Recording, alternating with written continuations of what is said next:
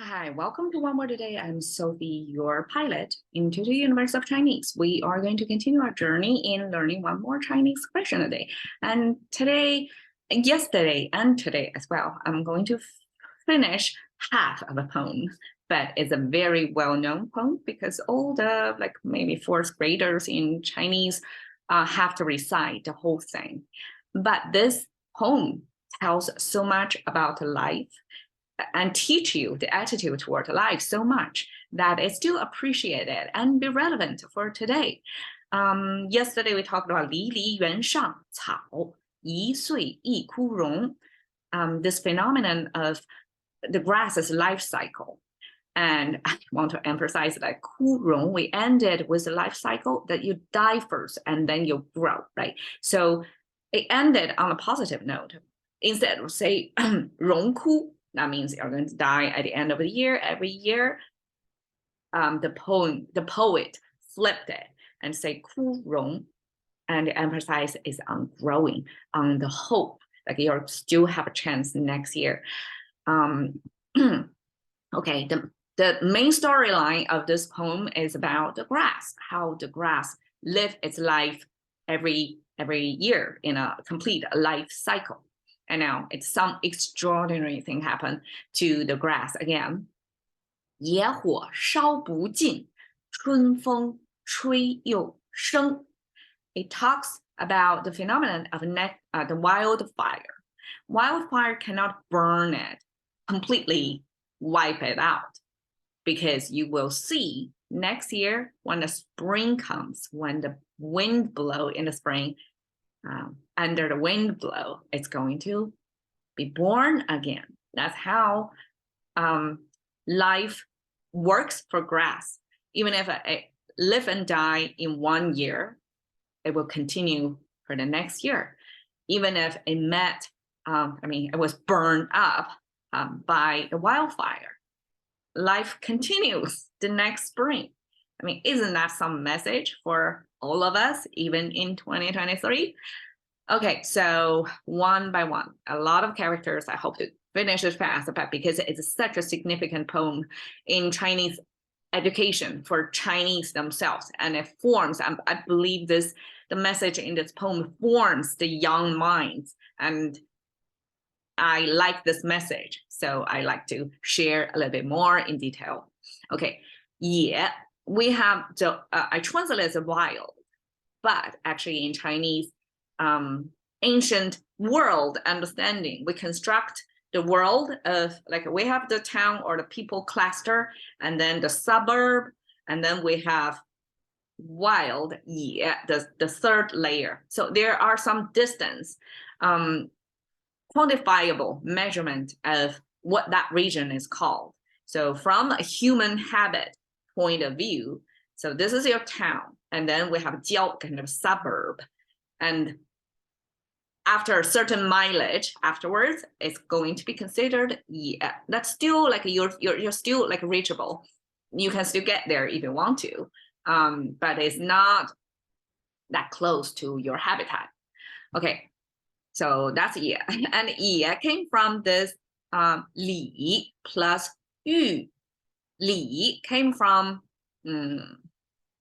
this farmland distribution in ancient times, because we have kind of like a box, right? And then we cut it, we quarter it, the box.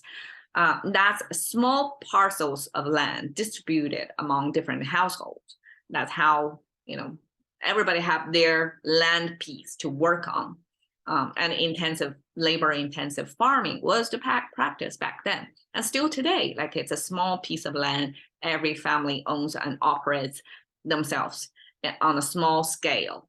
And bottom, the two horizontal lines plus a vertical line, and they're connected to this, the field symbol, to mean, okay, let's break down.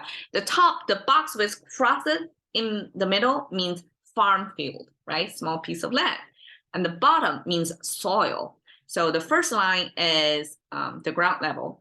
And then vertical line means something growing in the ground, right? And then the second line at the bottom of the vertical line is an indicator. So that's the message. Like here is what we're talking about. That is at the bottom of the root. So I guess plant suitable soil is the soil like useful from the farmer's point of view. Soil that can grow plant, that's what's considered a soil. Okay, and so we have the soil and the farm field together. It means kind of a unit of you can consider it as land resources distribution, a unit of economic farming unit. Okay, and the right side here, 鱼, is a super simplification of hand, look like this, with a little bit of the forearm showing in the frame. And then there is a kind of a reverse shape of it, like from the other side. That means you're actually giving something out. You are in your hand holding something, and you're kind of pushing forward, supposedly on the table or something, right? So you're pushing something forward to give to somebody. And the combination of this economic farmland distribution plus this giving constitutes the concept of wild.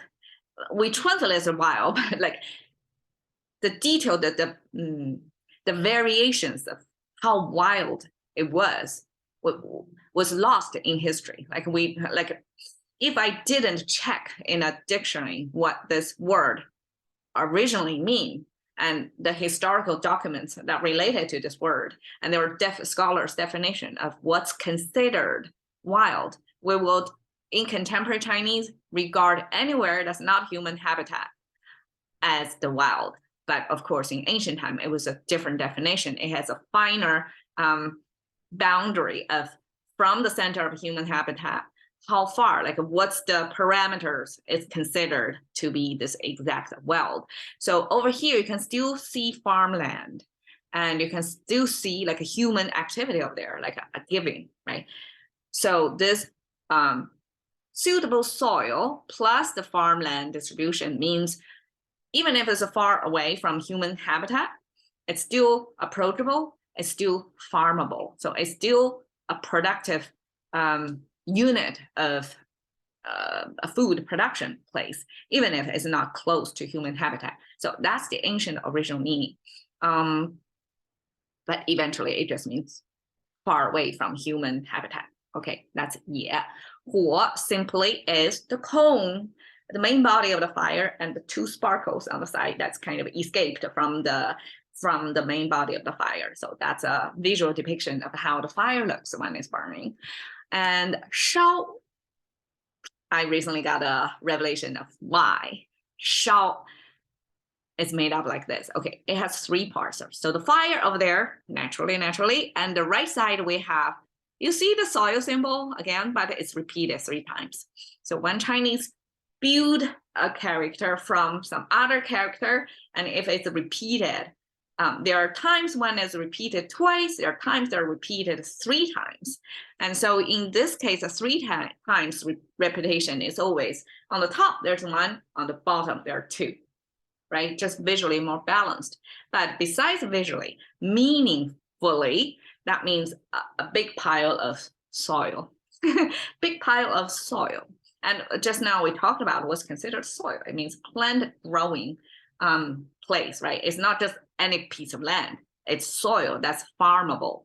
So there are 3 of them stacking up. That means a big pile of soil. And the bottom is it came from this 2-leg human figure. And then there's a horizontal line, horizontal line there to mean there is no hair from that person. So that person is bald. So basically this character means baldness in people.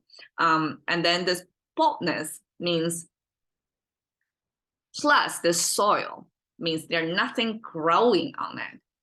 Everything of all that soil, even the big pile of soil, they are bald. They're not farming, like there are no farms growing on it now. The result of wildfire. So this character, this burn, originally came from wildfire. It's a particular burn. Eventually, this 烧 was used in contemporary Chinese means cooking on your stove, controlled fire burn, and for food cooking. But originally, it came from this wildfire, and the fire burned the soil that used to be farmland, right? And then it's empty, like it's bald. The result of the fire become bald.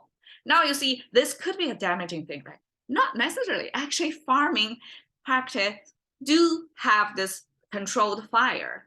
And we thought it's a wildfire. Maybe a wildfire happened, but people would see like this wildfire after it's burned, all that big pile of soil after everything burned down on top of it, when it temporarily become bald, afterwards next year it's a richer soil to grow better land, better crops the next year. So that shall not necessarily mean damaging, right? And indeed, you see 野火烧, that means this burn actually is wildfire burning this piece of land so that it become bald. But here the message of 不敬 is not going to be complete. Okay, 不 is a negation. I'm not going to detail into that. It's a very commonly seen Chinese character that means not. It's a negation of the word afterwards. So 尽 means complete.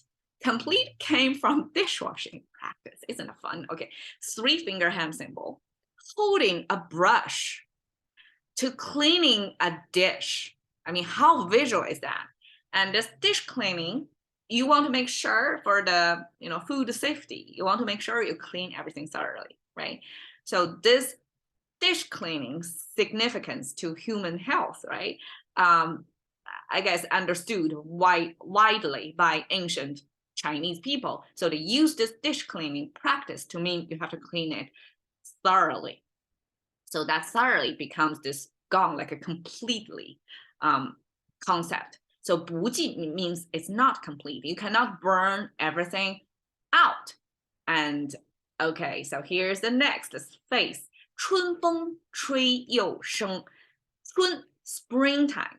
When is springtime? So spring came from this grass image. That grass we talked about in last episode, right? Grass. And you see the original grass has this pot opening thing at the bottom. But eventually when it's implanted into other characters, only the top portion of it remains. We don't have enough space to spell out everything. So here was borrowed in other characters here to mean it's plant.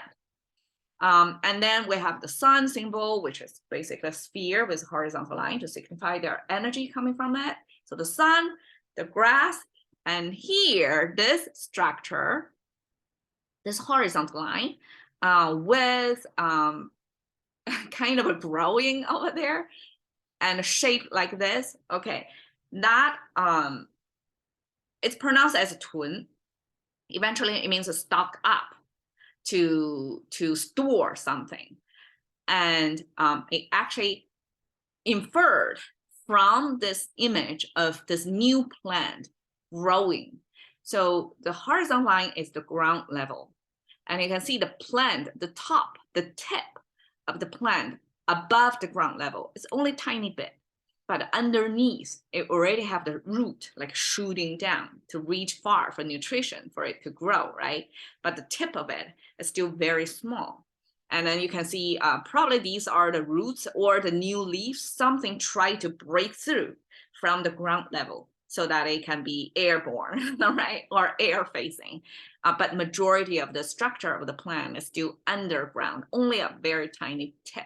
So this describes the beginning, the difficulty, the difficult phase of the ground, of the sprouts growing when it's still small. It doesn't have much of the air, right? Only have a tiny tip, but it does have the potential. It has its root down, and it has other plant parts that's ready to go to break through the plant. So it's like this, our plants already grow above the ground. And you see similar structure. This is trident looking thing, right? Only the tip, the middle part breaks through, and the other two parts supposed to break through at some other time, right? It describes that moment when only a tip is showing through, and eventually all of them are going to break through. So this is the initial difficult, struggling phase of this new grass trying to grow, to break through the ground level.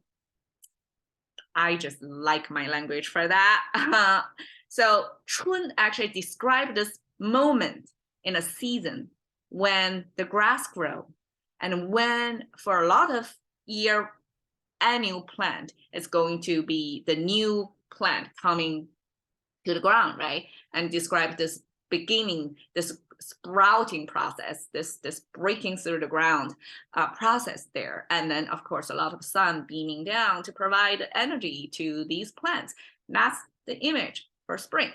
Okay, Feng, we have the worm growing. So I guess besides plants growing, break through from the ground in the springtime, the wind pick up during the time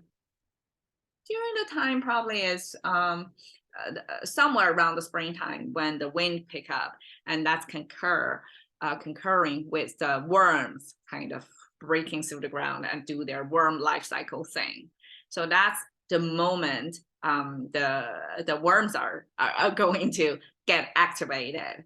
And then the top is fun. So it looks like a weird shape, right? Initially, I thought maybe this is a kind of a pot breaking, like a plant-based thing. But according to scholars, this actually is a mold. So about 6,000 years ago, about roughly the time when written language was created. 6,000 years ago was a glorious time in Chinese history development.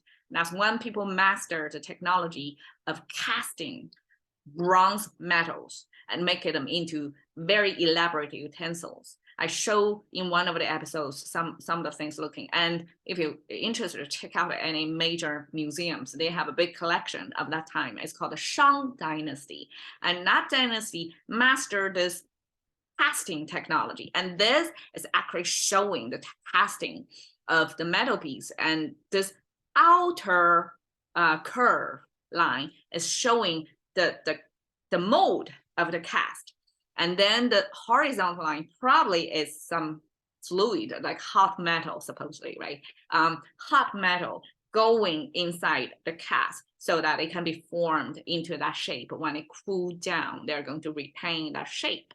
So this kind of irregular shape is the particular, man carved out shape for, purposely make that shape.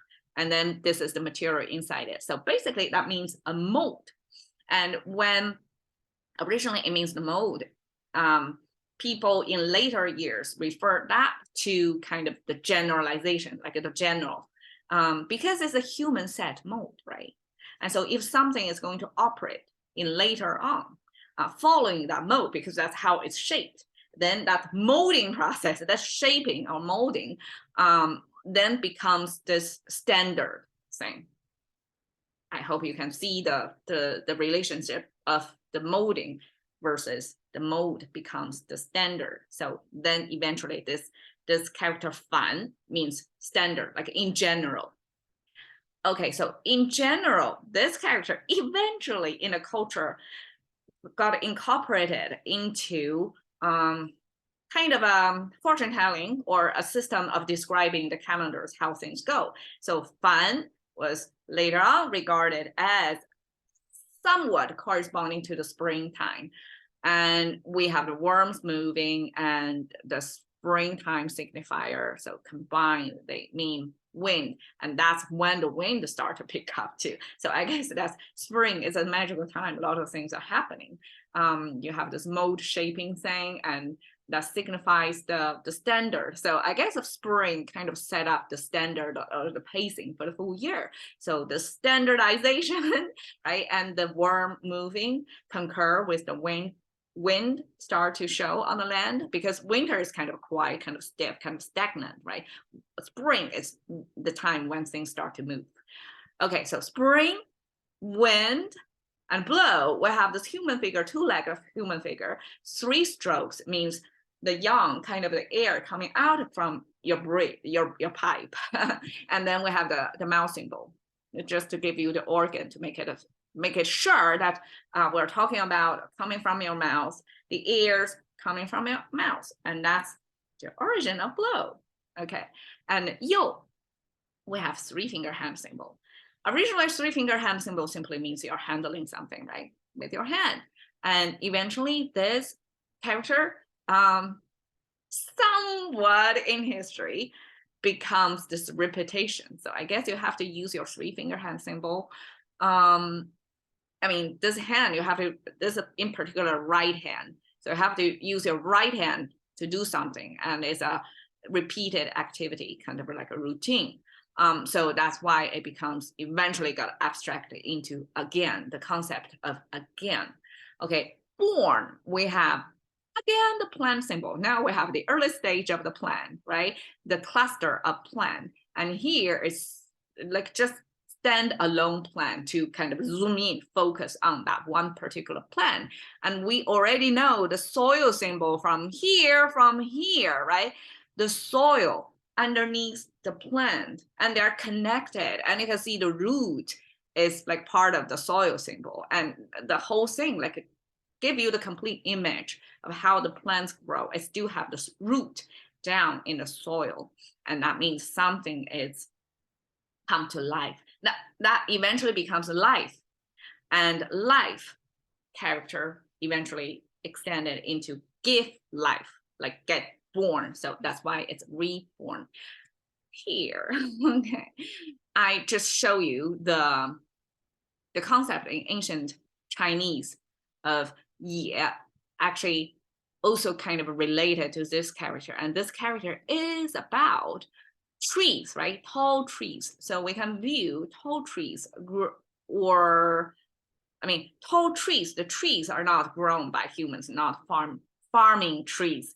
The trees are not part of nature, right? And in any society, like even in today, we have to consider the tree versus farmland ratio. And in between, you see this kind of a pointing upward thing, that's probably a plant symbol. That means that something is food source. Tree, not necessarily you can eat. I mean, hunter-gatherer, you can eat something, little fruit from the tree, but majority of the tree is not edible. So for humans to farm, to grow something that you can feed on, it gotta be like a clearing of the trees, right? So this farmland extended to the border of the forest. That's the image of something related to Yi. So now we can see, okay, farmland is not like a default setting. Actually, it's not natural. It's a human endeavor to clear a piece of land so that you can farm over there. And you have to kind of balance this forest versus the farmland thing. So that is just a background story of Yi. Okay. Phew. Now, this is the whole poem. 不得古原草送别. 古原草 is a type of, ancient grassland image, and 复得 is a kind of a signifier to show you this is something that it's written for a national exam. I mean, SAT in China, ancient times, to tell if a literature man or someone who aspire to work in the government have to pass a national exam. Simple as that. It's a meritocracy. Okay. And 复得 simply to show this is for that exam. And then you come up with a poem about this you farewell to somebody. So there are 2 other stanzas that are not culturally well known, but it's part of the original poem. Now it talks about the grass, right? And have this every year life cycle of the grass, and also have this wildfire, you cannot burn it down. Next year it's going to reborn. This uplifting message of the life cycles, right? The strength of life.